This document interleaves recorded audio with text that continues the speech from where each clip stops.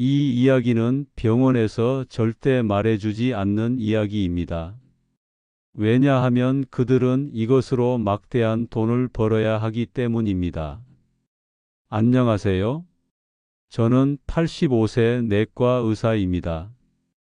지난 60년 동안 수많은 환자들의 혈압과 혈당을 관리하며 살아왔습니다.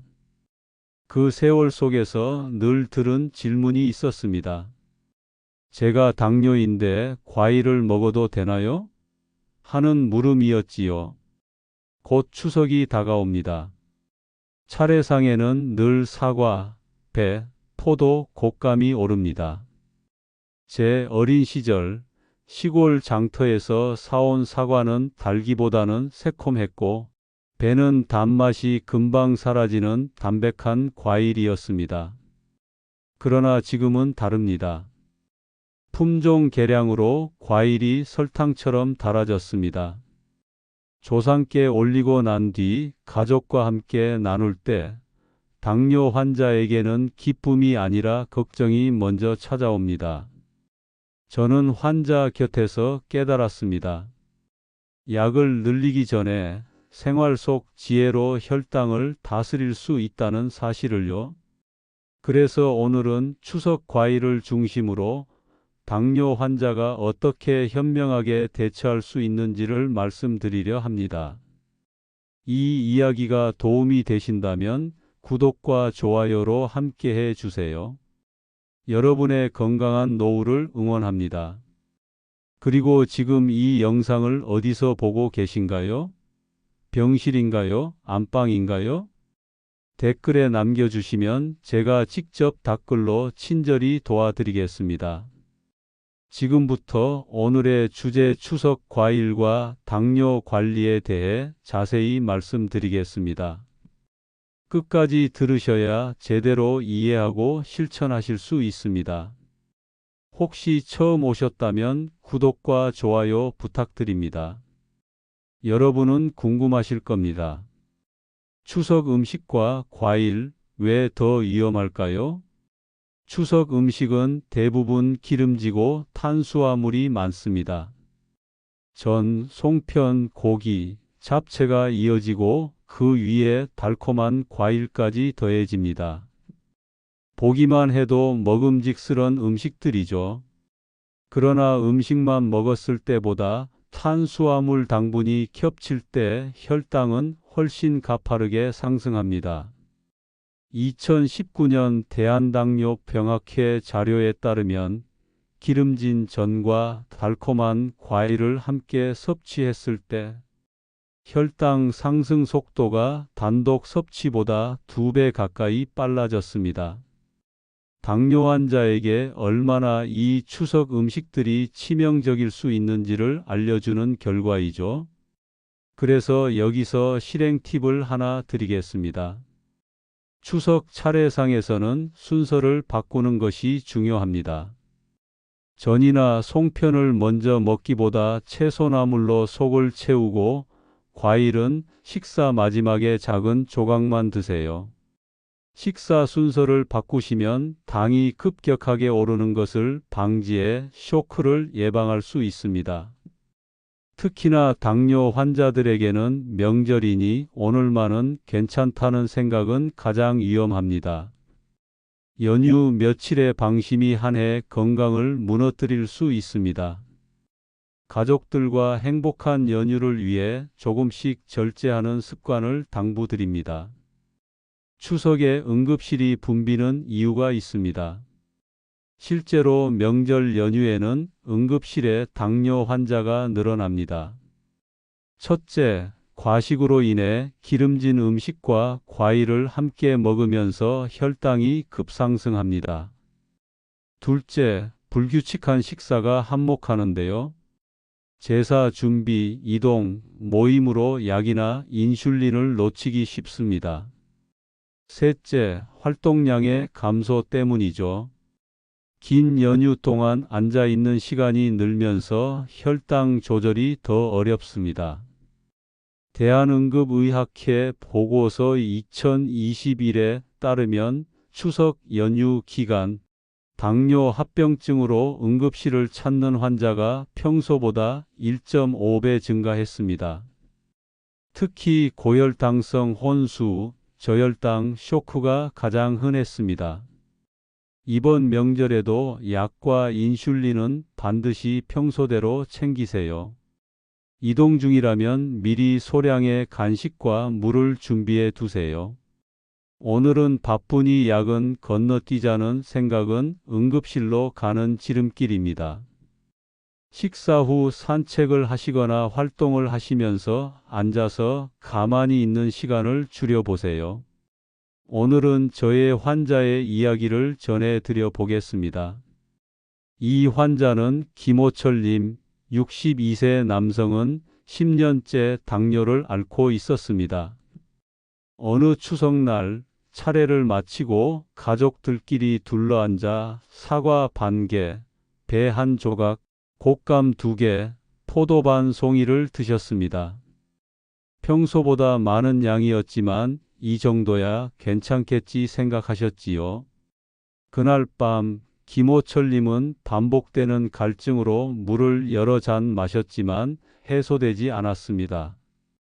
다음 날 아침 결국 두통과 구토로 응급실에 실려왔습니다. 혈당은 400이 넘었고 고혈당성 탈수 상태였습니다. 명절 아침에 갑작스런 증상으로 가족들은 크게 놀랐고 호철님은 그제야 자신의 방심을 깨달았습니다. 조금의 방심으로 얼마나 큰 결과를 초래할 수 있는지를요. 치료 후 저는 말씀드렸습니다. 문제는 과일 자체가 아닙니다. 과일을 먹는 양과 순서, 그리고 조절하지 않는 식습관이지요. 그 뒤로 호철님은 추석마다 과일은 소량만 드시고 혈당을 직접 측정하는 습관을 들였습니다. 다음 해 추석, 그는 환하게 웃으며 말했습니다. 이제야 저는 명절을 두렵지 않게 보낼 수 있습니다. 방법을 알고 있으니까요. 제 아내의 추석 이야기도 들려드리겠습니다. 저의 아내도 단 것을 무척 좋아했습니다. 특히 추석이면 곶감을 즐겨 먹었습니다. 가을이 되면 저희 집에는 반건조 곶감 세트가 여러 개 배달되어 왔습니다. 장모님과 아내는 앉은 자리에서 TV를 보며 하나쯤은 괜찮겠지 하고 3개, 4개를 연달아 먹곤 했습니다.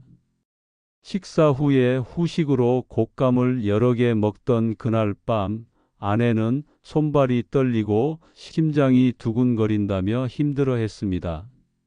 저는 빠르게 아내의 혈당을 재어 보았습니다. 320이 넘었습니다. 하마터면 응급실에 가야 할지도 모르는 위험한 상황이었어요. 급한 위기를 넘긴 후로 저는 아내와 함께 실험을 했습니다. 곶감을 줄이고 사과 반 개를 껍질째 먹은 날과 혈당을 비교했습니다. 결과는 분명했습니다. 곶감은 혈당을 급격히 올렸지만 사과를 먹었을 때는 안정적이었습니다. 그 뒤로 아내는 추석에도 곶감 대신 사과와 배를 소량 선택했습니다. 1년 후 혈당은 안정되었고 가족과의 명절이 더 편안해졌습니다. 저는 이 경험에서 깨달았습니다. 추석 차례상에서도 결국 해답은 식습관의 절제와 선택이라는 사실을요.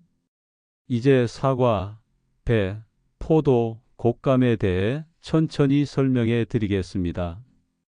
사과는 비교적 당뇨에도 좋은 과일입니다. 혈당 지수 40 전후로 껍질째 먹으면 식이섬유와 폴리페놀이 풍부해 혈당 상승을 완화해 주니까요.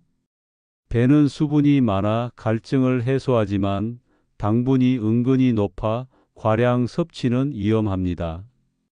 껍질과 함께 섭취하면 좋지만 많은 분들이 꺼리시지요. 그래서 보통 저는 배보다 사과를 더 권해드립니다. 포도는 알이 작아 과식하기 쉽습니다. 포도당 비율이 높아 혈당을 빠르게 올리는 작용을 하니 조심하셔야 합니다.